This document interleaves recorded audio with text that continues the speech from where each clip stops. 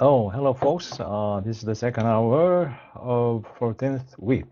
We are using a lot of technology here. Actually, I'm using lots of technology, and you are making use of technology here. But sometimes, they work well. Other times they don't. So I had a little bit of technical difficulty yesterday. So I spent a whole day fixing it. But finally, it's temporarily fixed, but not complete. But we'll continue to do this way until we fix the technical issue completely. But anyhow, after the long introduction, 1 to 17, Romans 1 to 17, this is the introduction. But 16 to 17, this one contains Paul's gospel message, and this is the thesis of the whole Romans. So if you understand what this passage means, then basically you can understand the whole Romans really well. Paul reminds his audience that the coming of Christ exposed the historical failure of both Jews and Gentiles either to do the will of God or to render the thanks due. Therefore, Paul asserts, boasting by the Jews and arrogance by the Gentiles are both excluded. So Paul says, all have sinned and fall short of the glory of God. See, all have sinned. What's the sin? Not doing God's will or rendering the thanks due to God the Creator. So they are fall short of the glory of God. This is we kind of hear Adam here, right? Like Adam, who sinned and who lost God's glory. Every humanity, all human beings in Adam, followed the path of Adam, and all stand in equal need. This is very important. Equal need of God's grace. In other words, Paul's presupposition is that whether Jews or Gentiles, you all need God's grace because you all are sinners. To some Jews, Paul's gospel appeared to be a pernicious provocation.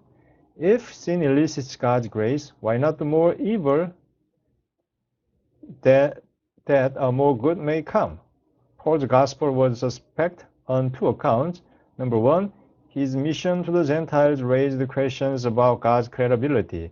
In other words, if God wants Paul to proclaim the gospel message to the Gentiles while discarding Israelites, the Jews, then can God be credible, reliable? Because God promised to the patriarchs in Old Testament that he will take care of the Israel.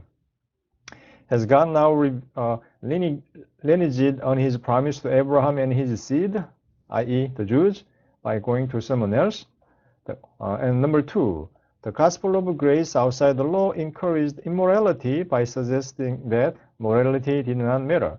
If there is no law required, if the law is not required, then you will continue to sin more, and that increases immorality. So two major issues here. Paul defends himself against both charges. He first argues that Gentiles who believe are the real children of Abraham. In other words, by proclaiming the gospel to the Gentiles, Paul is not discarding the promise given to Abraham. Actually, he is fulfilling that promise. Who also was counted righteous because of his faith. Because, Abraham became righteous because of his faith when he was a Gentile, actually. So by proclaiming the gospel to the Gentiles, Paul is doing something that God did first to Abraham.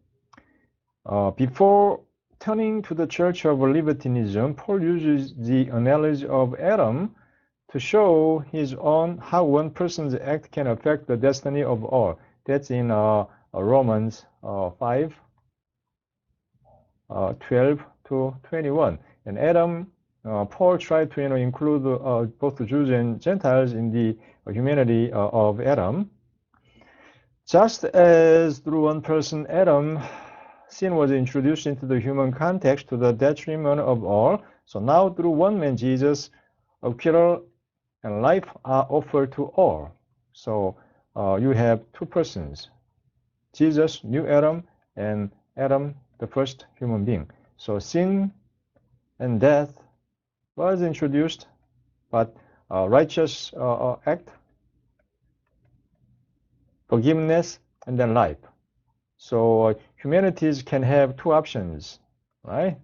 Originally, they used to belong to Adam. Now they can belong to Jesus. Whether Jews, Gentiles, it doesn't matter. You have to choose either path.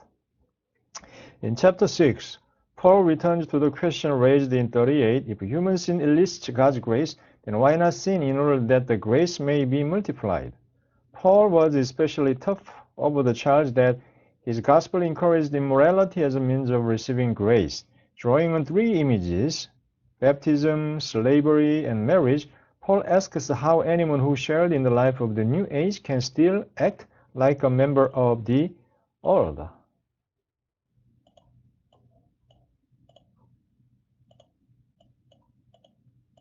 Yeah, I'm kind of, I want to move.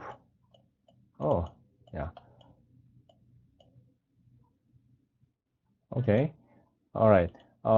So Paul, using three images, baptism, slavery, and marriage, Paul says, you in a new age cannot sin any longer. In baptism, Paul argues the believers die to sin. How can those freed from sin to become slaves of righteousness revert to the old slavery? Drawing on these images, like baptism, you die and you rose up. How can you go back to old life? Slavery, now you can be either slave to sin or grace. You have to choose your master. Marriage, you got married to Jesus while you used to be married to law, and how can you go back to law, your previous husband? Drawing on these images, Paul wants to correct the impression that his gospel encourages immorality by pointing to the new obedience effected in Christ. New obedience. Now you have to live in Christ according to Christ's law. Okay. Oh, next page. All right, we are here. It's kind of okay. Then, upon broaching the subject of the law, now Paul has to discuss the issue of the law. Paul hears the Jewish believer asking if the law is simple. If he raises a question to Paul. Paul, you don't want us to keep the law? Then is the law simple? The Jews had called the law of called the law God's gift to Israel. To call the gift evil would raise questions about the very nature of God, right? It was God's gift. Then if you call the gift of God evil, then you are making God evil God. Is the divine will so dark and nature so sinister that God gives malleable gifts to God's children? Paul submits that it's the creature's crooked heart that twists the law into grotesque caricature. The creature's crooked heart. It's not the law, but the creature. Those who receive the law, they are actually twisting the law, the good law, into grotesque caricature, not the law that is evil. The law may forbid one to covet, but the law forbid one to covet, but it is human nature to covet most what is forbidden. The fault is not in the law or God who gave it, but in the creature himself or herself. Right? It is not God or law, but the creature who is responsible for the covet and sin. Paul says it's the misuse of the law, not the law itself, that will bring death. Right? The law is a good gift, grace from God, but human beings misuse the law. Therefore, there comes a judgment. It's not the law that is wrong, but it is human beings who is wrong. Two problems face us in 7:13:25. The first one is ambiguity of the term flesh and uncertainty about how Paul is using the term I. In this passage, Paul is basically saying that as long as we are in flesh, we cannot abide by the law. And there, Paul kind of confesses that he is having some internal struggle inside of himself. So he's using different understanding of I, right? I, yeah, different understanding of I. So scholars have debated over the identity of this I in Romans 7. As a faithful Jew, Paul would have been unable to attribute evil to flesh per se. Flesh for the Jew was morally neutral, but it was nevertheless humankind's Achilles heel.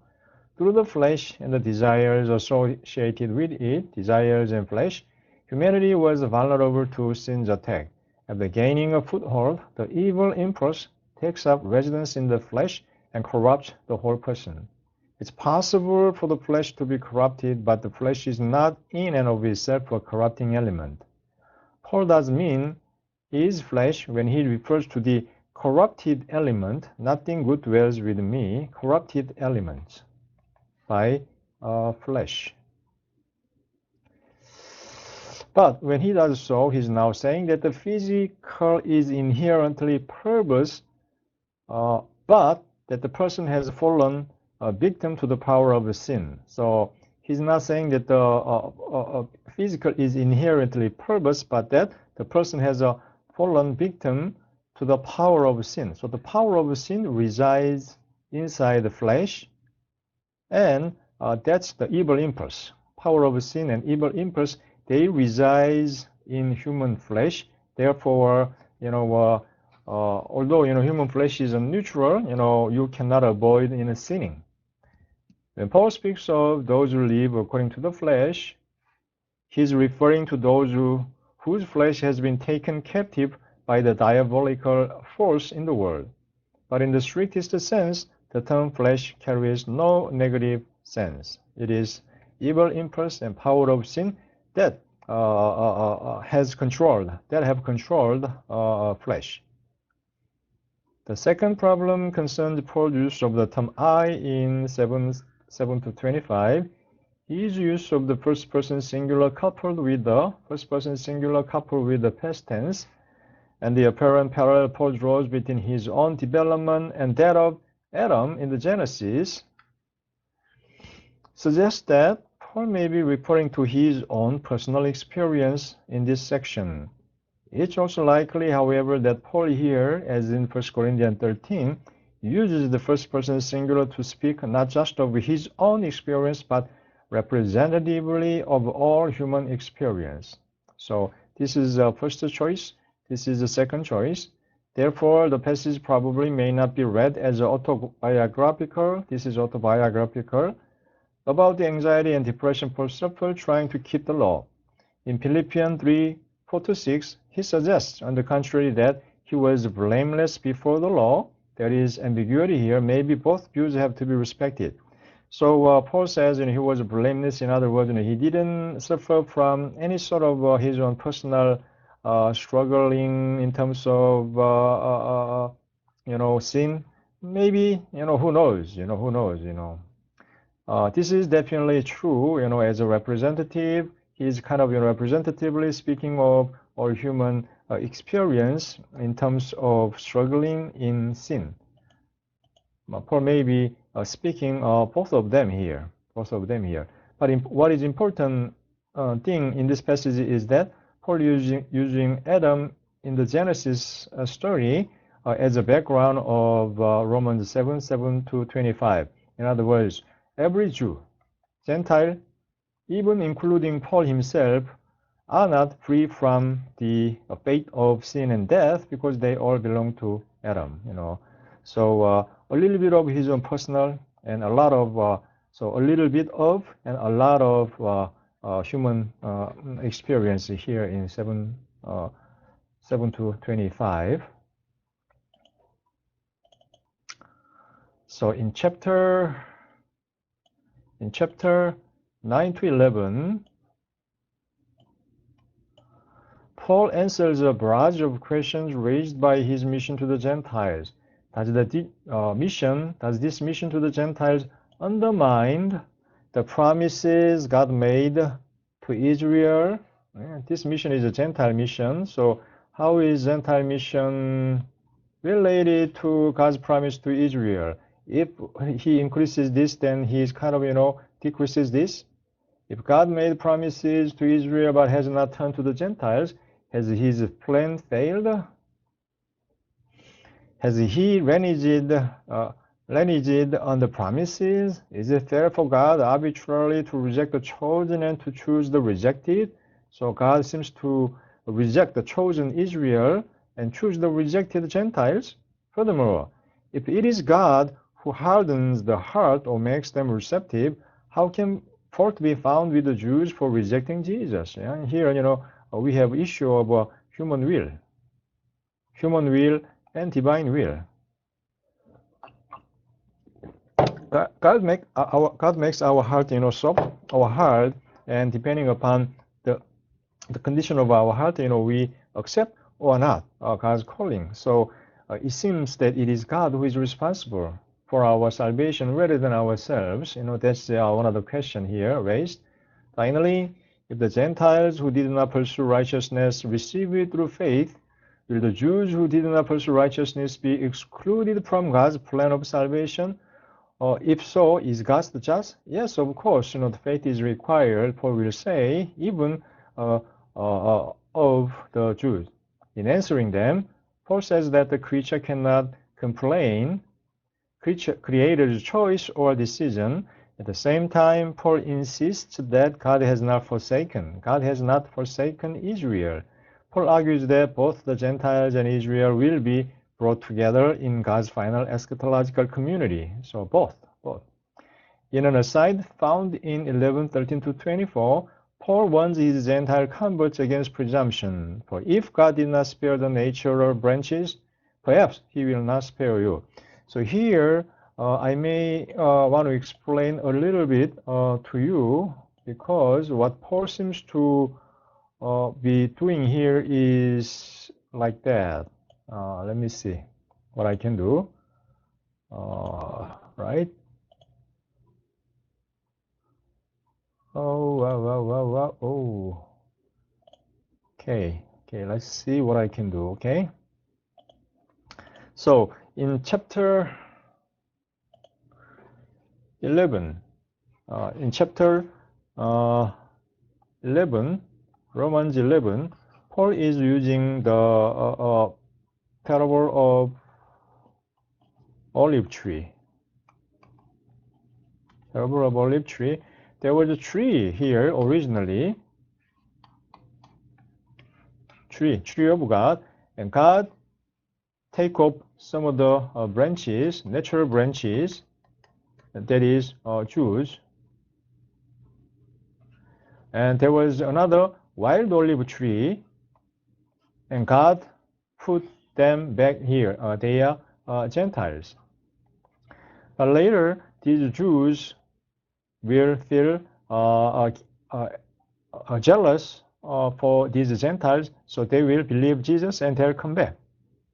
In this way, whole Israel will be saved according to Paul's understanding of the parable of the olive tree. So both Gentiles and Jews will be incorporated into a new people of God. In other words, God didn't reject the Jews, but instead, the denial of Jews by Jews of Jesus was used to include the Gentiles into the people of God. Okay. All right. In chapters 12 to 15, Paul deals with the charge that his gospel of salvation apart from the law encouraged immorality. Throughout this section, Paul develops an ethical imperative consistent with the gospel he preaches.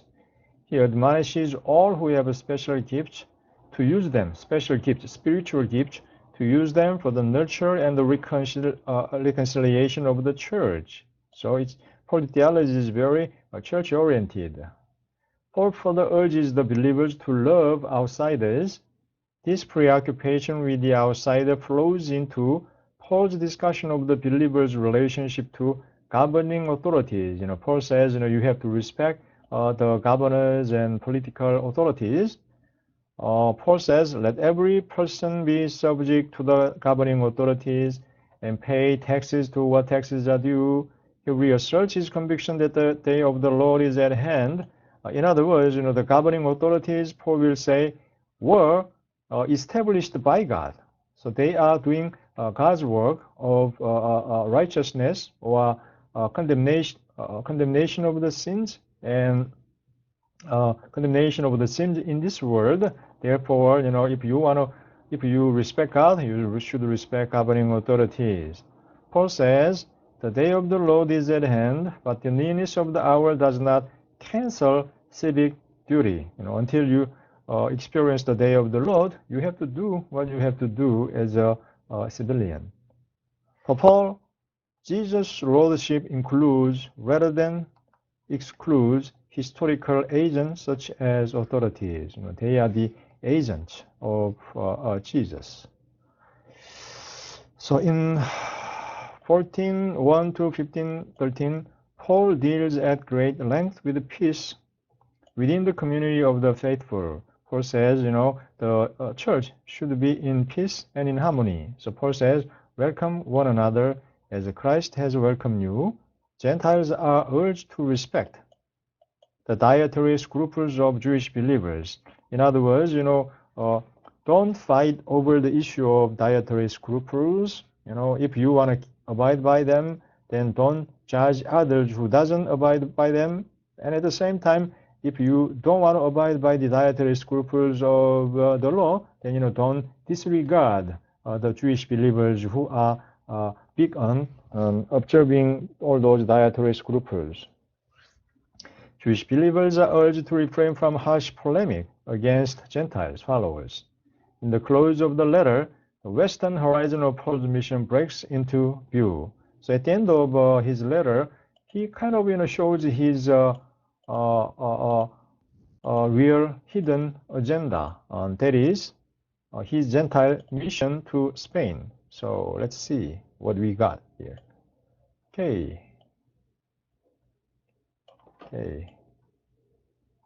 here. With his eastern mission complete between Jerusalem and Illyricum, and the offering for the poor among the saints ready for delivery to Jerusalem, Paul's mind races to Rome and beyond to Spain. He wants to go to Rome and then to Spain because this is the end of the world, and Paul wants to accomplish Jesus' commandment to proclaim the gospel to the end of the world. Paul obviously hopes that a strong, united church in Rome will share his vision of God's eschatological community and will include representatives of all peoples on earth. If they share this vision, his hope is that they will also share in his mission as the Macedonian church, the Philippians, had done for the mission in Greece. We have seen how the Philippian church helped Paul with his missionary activity in Greece. But that eager anticipation mingled with anxiety about the coming encounter with the unbelievers in Judea. So always, Jews or very conservative Jewish Christians from Judea, they caused lots of problems, strains, and stresses in Paul's churches. Okay, so we will stop here momentarily, and for the rest of the hour, the third hour, we will discuss the essence of Paul's gospel. All right. Thank you so much. I'll see you guys in